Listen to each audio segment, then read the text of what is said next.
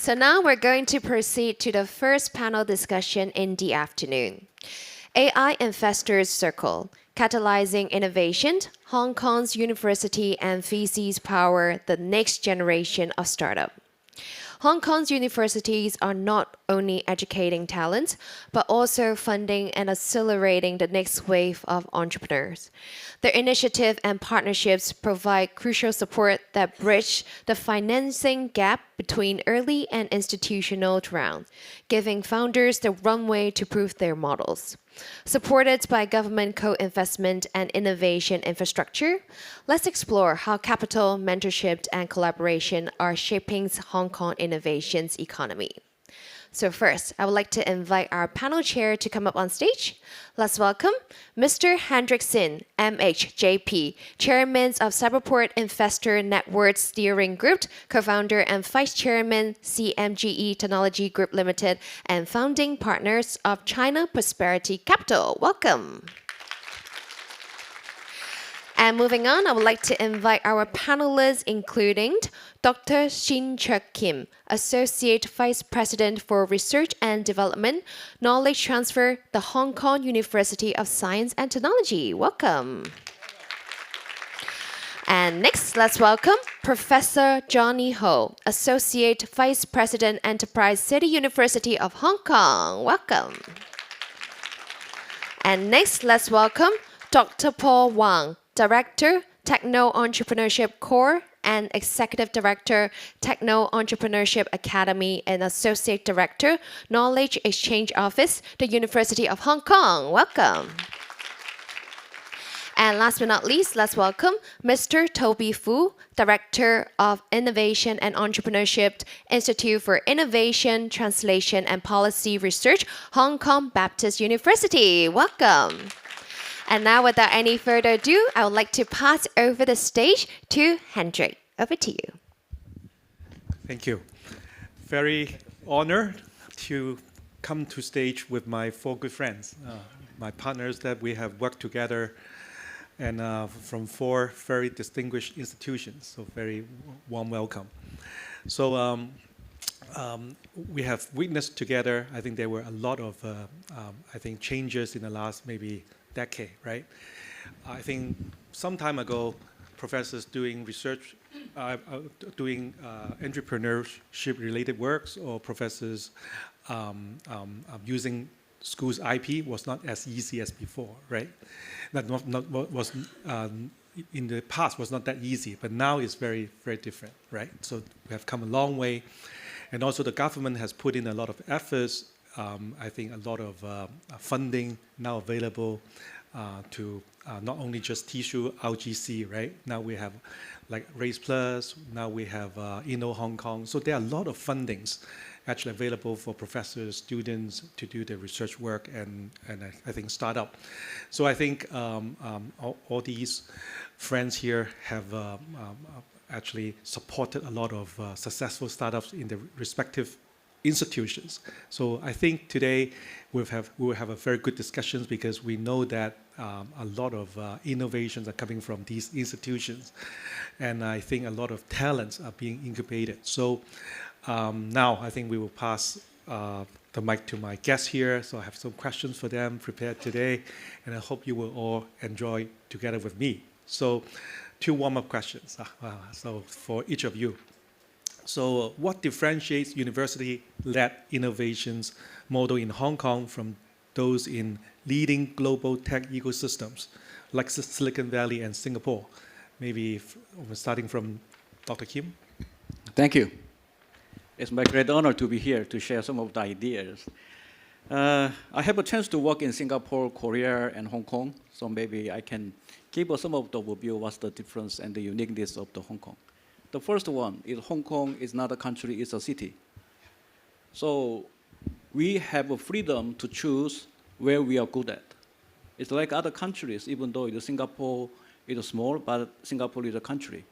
They have to equip with everything to constitute the country. But Hong Kong, we can based on our expertise. For example, like 5 universities is top 100 in the world.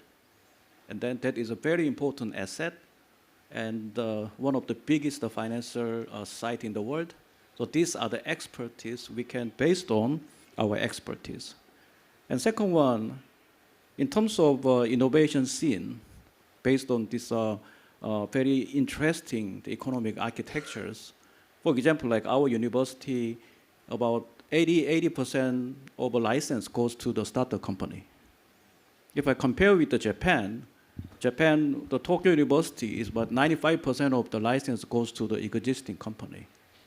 So which means that one of the key stakeholders of creating innovation in Hong Kong is a startup company.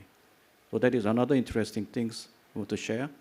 Last but not the least, where we can find best researcher in Hong Kong? University. Where we can find the best equipment in Hong Kong? At the university. Where we can find the best intern in Hong Kong? Is the university. So it's naturally, is a university have to play very important role of a deep tech startup incubations. So these are one of the key things, is my view. Thank you.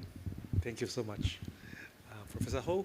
Okay, thank you, Hendrick. And actually, I totally agree with Dr. Kim just mentioned.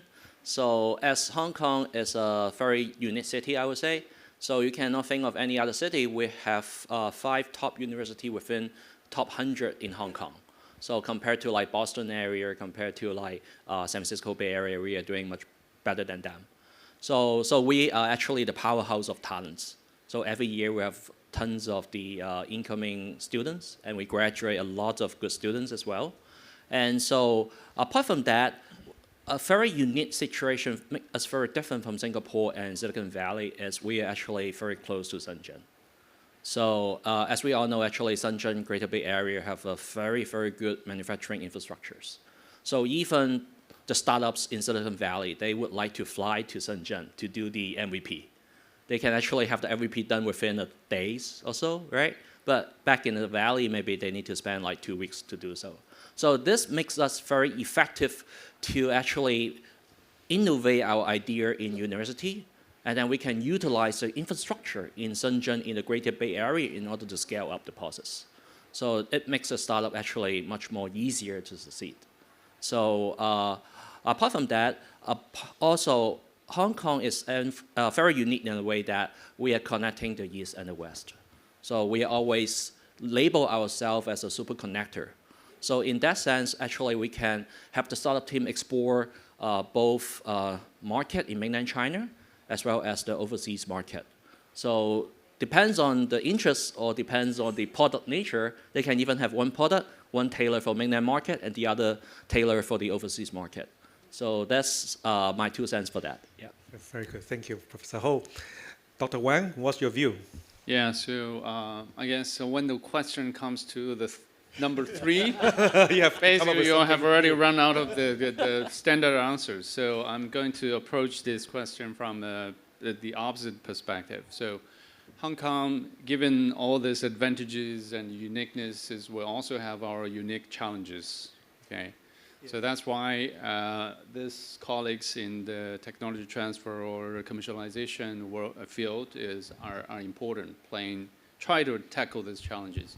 Those pay points are likely number 1, as Hendrick rightfully mentioned, is the cultural thing. It has traditionally been quite difficult for the IPs to be used by professors or startups, and we basically follow the US model or UK model, whatever they did, we regarded them as the best practice. As a matter of fact, the situations are changing.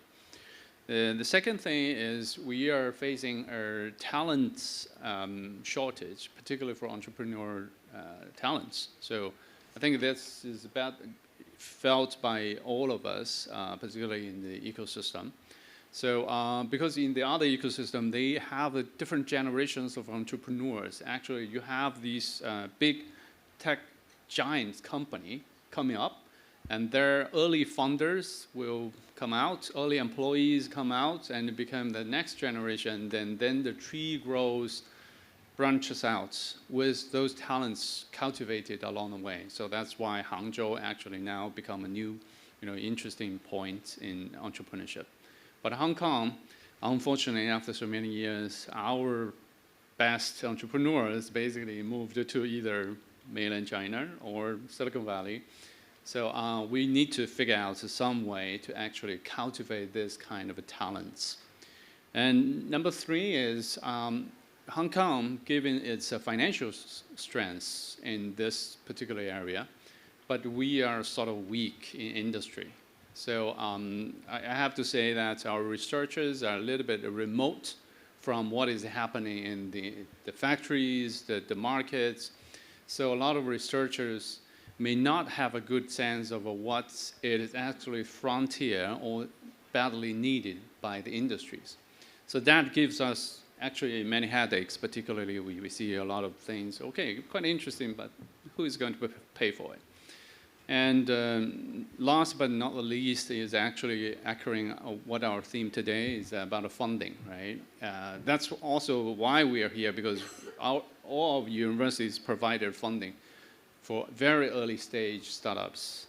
The patient capital, this concept only came recently, right? So actually in the audience we had our GPs, LPs who supported us with this concept. We attracted a number of patient capitals around us. But before this few years, actually there are very few.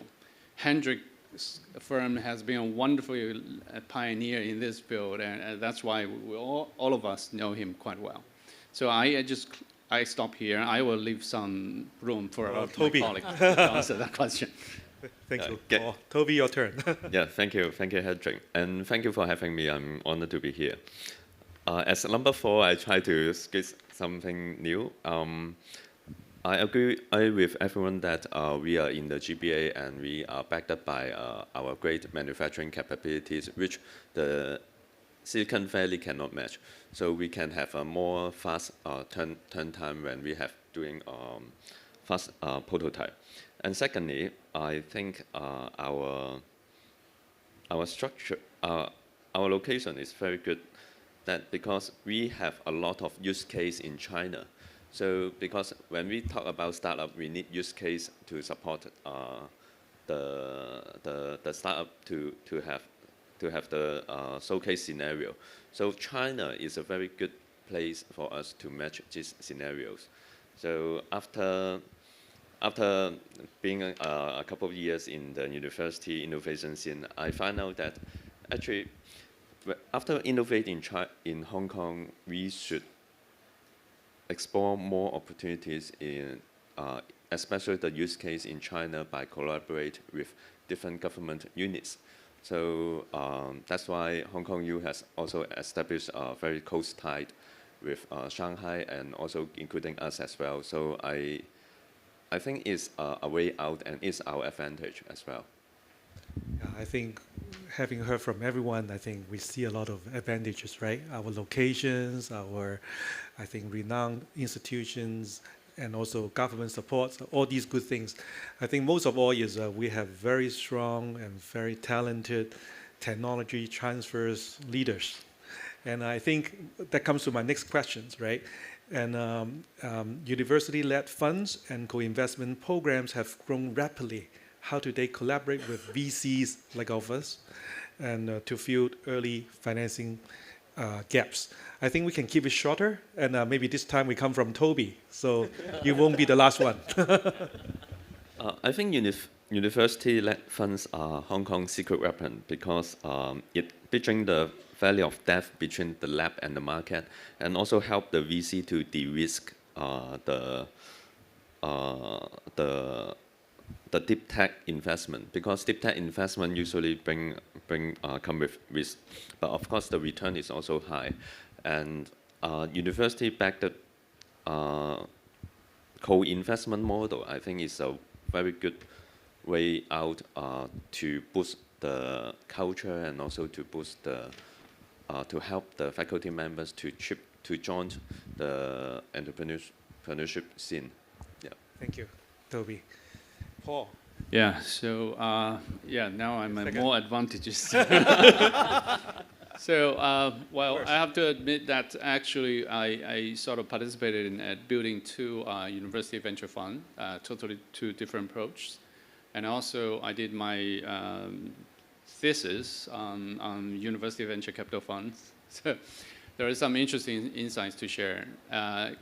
As a matter of fact, globally, this university venture funds is growing, regardless of where you are. But there is a very interesting insight is where the local venture fund ecosystem is very strong and mature. University venture funds generally plays a lesser important role. But reversely, it's also true. So that's why we are all here, most of our universities actually building these things. But there are some interesting frameworks that we can learn from the foreign university venture funds. Number one is actually the how you make investment decisions. The secondly is how you leverage the external money. So at Hong Kong U, we did some interesting, we call it Entrepreneurship Engine Fund. What we did is we put a little bit of amount of money. The university puts in 120 million Hong Kong dollars, and we built a 1 million fund. Of course, with the generous support, actually those GPs in the audience and the LPs. So we get a leverage of 1:8. Every dollar the university puts in, we can mobilize $8 to invest into Hong Kong U startups. And we deliberately chose those early stage professional investors. The way why we do this is we believe that we should let the market to choose the best startups to invest in. Because if it is run by university, very likely I will be influenced by some of my senior professors and senior leaders and say, hey, I have a very good spin-off. Do you want to invest it? And I'm sure I'm doing a favor to the university, and how can I say no, right? But by having the market to choose the best investees, we can sort of actually help flood those early stage ecosystem with the good funds, smart money. So that's what we did and what we tried. Yeah. Thank you, Paul. Professor Ho? Okay, so from my point of view, actually, as I'm also a professor in material science engineering, so I know how professors think. Sometimes we think our technology is the best one in the world. So when we talk to investors, we are very confident, and I have so many science and nature papers, why don't you invest me, right? So, but as a faculty point of view, a lot of time, we are actually so high up in the skies. So that's why without actually university initiated fund, it's very difficult for the faculty to look for external investment. So with the university fund, we can actually work with the private fund together.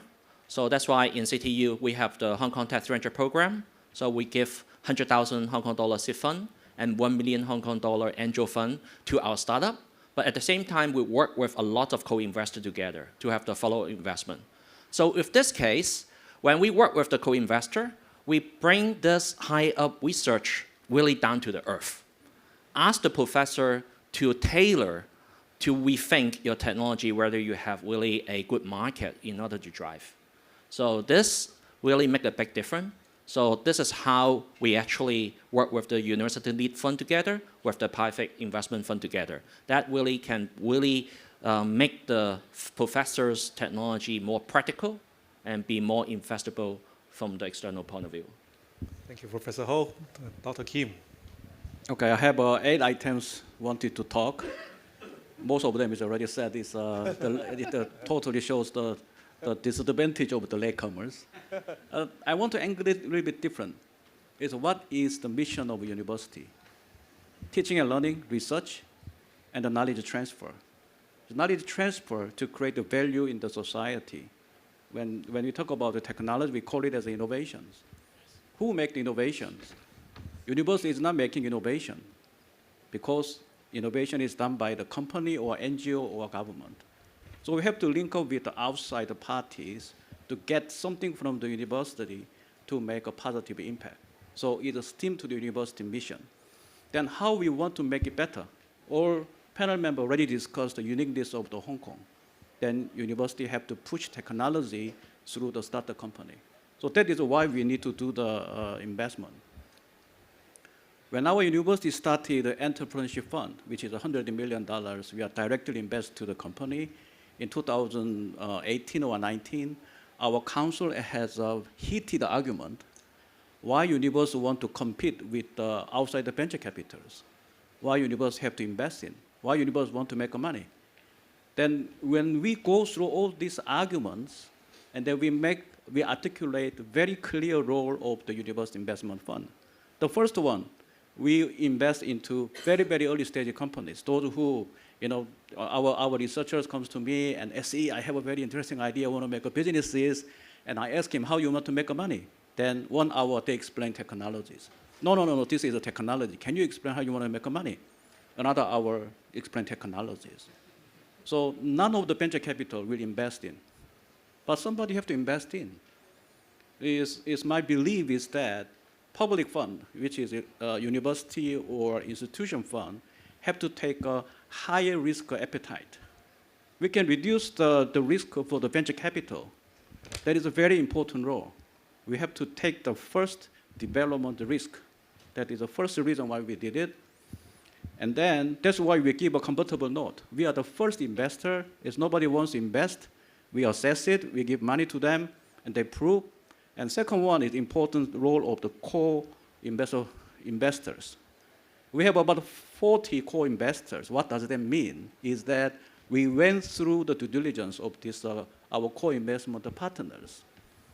Researchers set up their company, they have a concern whether I can trust. So those 40 co-investors, at least, university has interacted, they have a track record, and their term sheet is not that bad. So give a certain assurance of our startup company. You can talk to this company, then it's more or less okay. So that is another very important role of a co-investment partnership. Thank you. So I think we all think that this is a good model, right? And it's also the skin in the game. Having the university also co-invest in these companies that give big endorsement. Yeah, thank you. So now we come to individual questions. Okay, I think that gives a chance for each representative to share more color on their unique entrepreneurship program. So starting from this time, Dr. Kim, how does UST leverage a startup investment framework to accelerate the commercialization of research and support startups across various tech sectors, partner with VC to bridge the gap between university innovations and global market opportunities? Dr. Kim. Thank you. HKUST is very lucky. Everybody knows that the DJI is from our university. So I can say still DJI has 70% of the commercial drone market, and DJI get the license from us.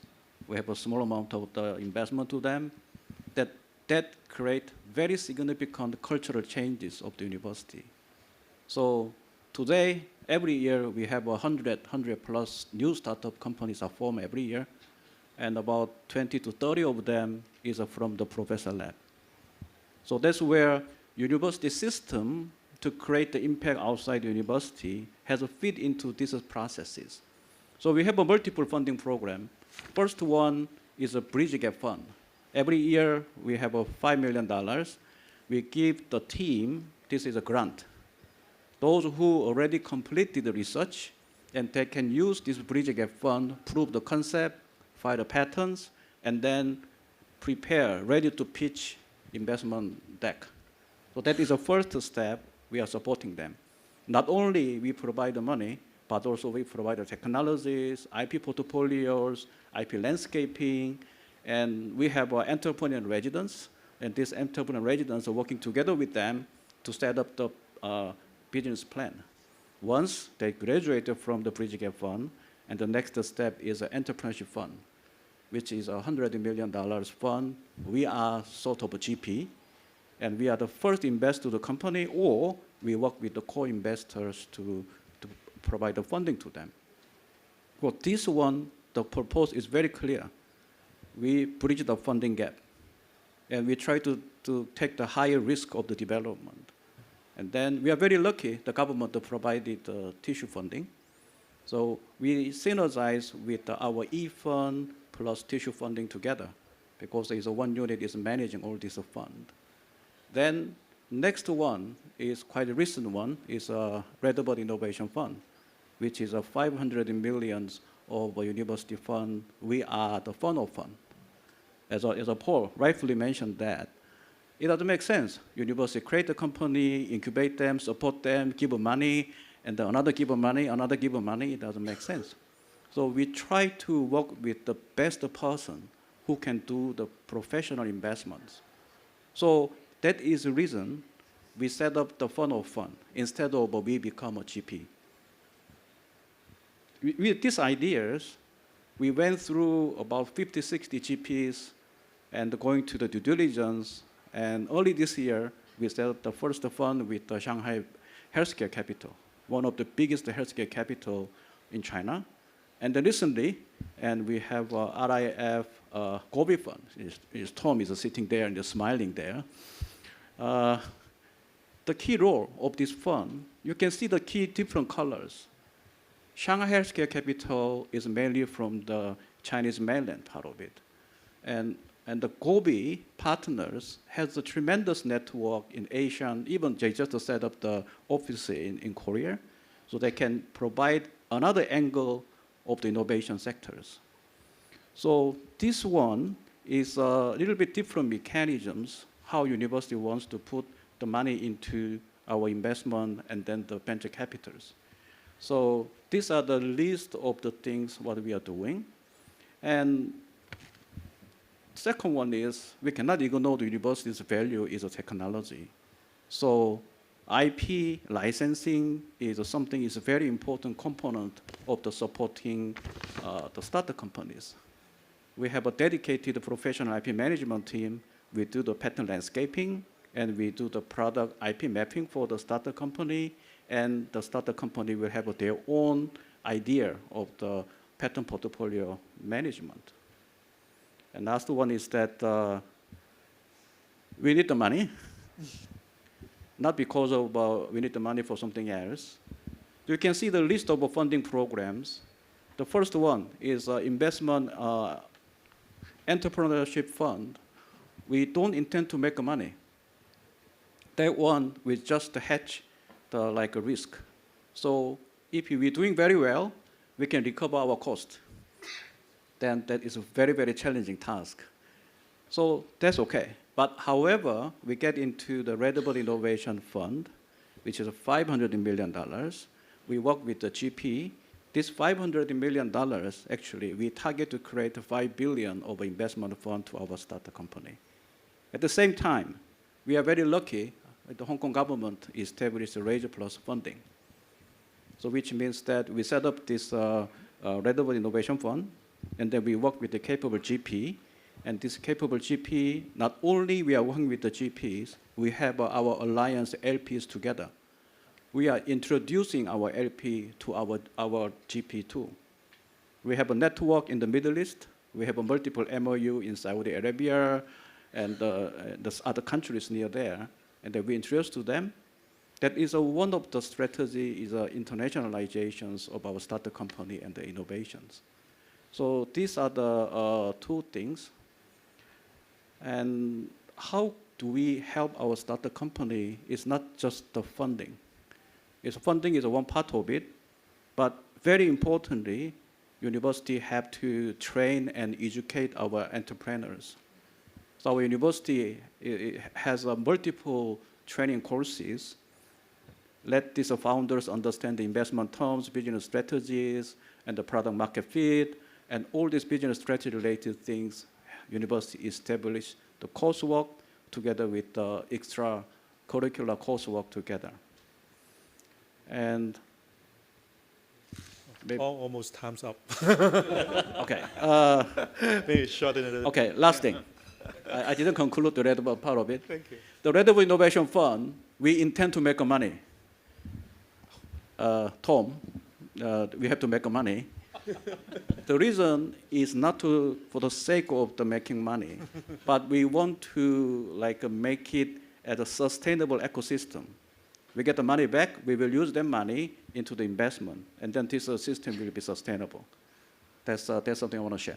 Thank you. Thank you. Thank you so much, Dr. Kim. I think it's very informative. And so we move on to Professor Ho. I think the City Use Tech 300 program is also very unique, right?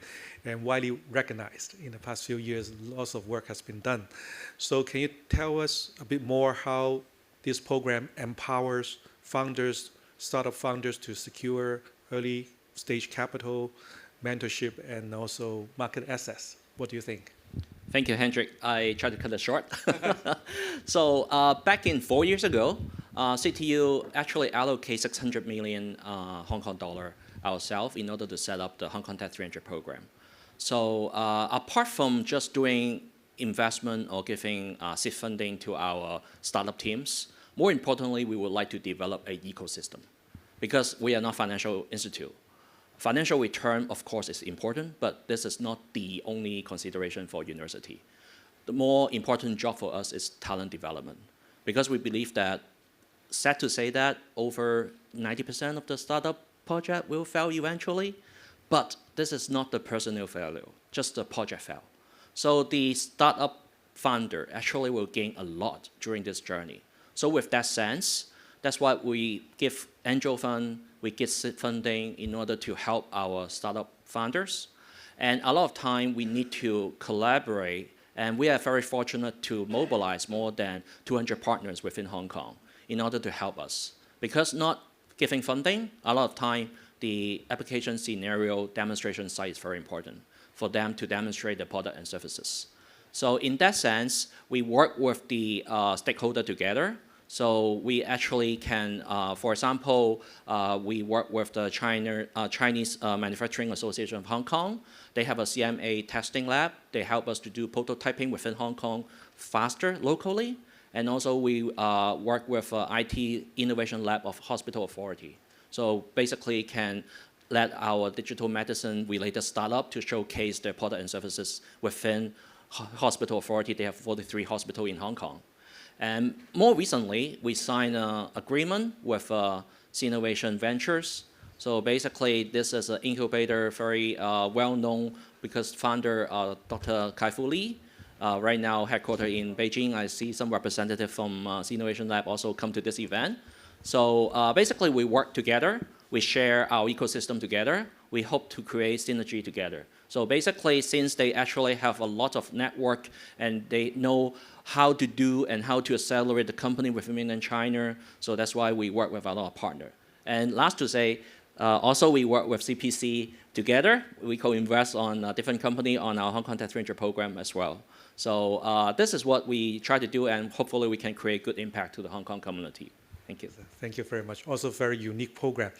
I know time's up, but I think we all want to hear more, right? So let us do a few minutes. And so we go to Hong Kong Youth Paul's program on Entrepreneurship Fund, Engine Fund, and the Hong Kong Youth Super Angel Network. Can you tell us a bit about the ecosystem, how it works, and how they are being unique?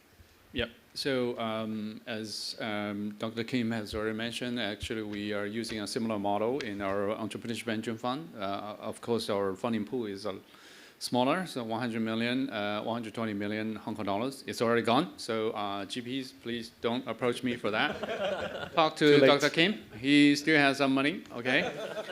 But I wanted to advertise here that we actually built an interesting initiative called Hong Kong Youth Super Angel Network, which is actually a volunteer group. We welcome all investors who wanted to contribute, who wanted to give back, to come to our this association. So mostly the founding members are all Hong Kong alumni, of course. They donate, they mentor, they do angel investment. So because as we see that even we have this VC fund, usually the professional VCs, institutional VCs, their threshold of the investment is still $1 million US or above, right? So if they go below, that will cause a lot of trouble for their cost effectiveness. So we see that there is a lackage of very early stage angel investment. So that's why we're building this network. And if any of you who are interested in angel investing and or get familiar with angel investing, please sign up. Of course, we will require you. We will do our KYC. We will, ask you to, check, declare, and also submit quite some information so that we know who you are. The end game is try to build an ecosystem for early stage angel investor, trusted angel network for the whole ecosystem. In the future, currently we're only trying within Hong Kong U, but in the future we'll open this up to all these other university and startups. Yeah, I will just stop here. Thank you, Paul. And Toby, tell us something about your Hong Kong BU InnoNexus platform and how do you collaborate with VC funds? What is the partnership framework and how do you support your startup? Yeah, sure. I will make it quick. And thank you, Paul, for always including all other university in all of his programs. And of course, thank you, Hendrick. And you're also, CPC is also one of our partners on it. For Hong Kong BU's InnoNexus, we launched last month. It's an ecosystem which united different departments at HKBU because we have 5 departments covering entrepreneurship and also, so we need to be united. And this InnoNexus, we unite different departments and also with the investment parties, including CPC, to as one of the 8 VC to build partnerships especially in 3 pillars. First, capital. Second, mentorship. And the third one, market access. So our upcoming 50 million E-funds, which is comparatively small, but which is a very good start, it offers the matching funds with our VC partners. And second, we also pair the founders with our VC mentors and also our startup alumni together. Of course, this startup alumni provide us a very good insights and market access for our startups. And third, lastly, strategic alliance, which we launched the International Green Tech Alliance last month, and also with our Global Circularity Incubator, which focus in green tech, so which help the startups to connect on a global stage, including Europe, Singapore, and China, to find suitable use case and also suitable investors and also suitable partners, no matter from the research perspective or partnership perspective, or even we joined together to apply different fundings and have some joint startups to kickstart, to tap into different ecosystem as well. Yeah, thank you, Toby. I think time's up. I think all 4 distinguished guests have shared with us a lot of insights today, how they incubate talents, how they incubate startups together with third parties, partners, and VC funds, and they are all unique and they are all very successful. And please join me to give them a round of applause. And thank you for your great sharing today.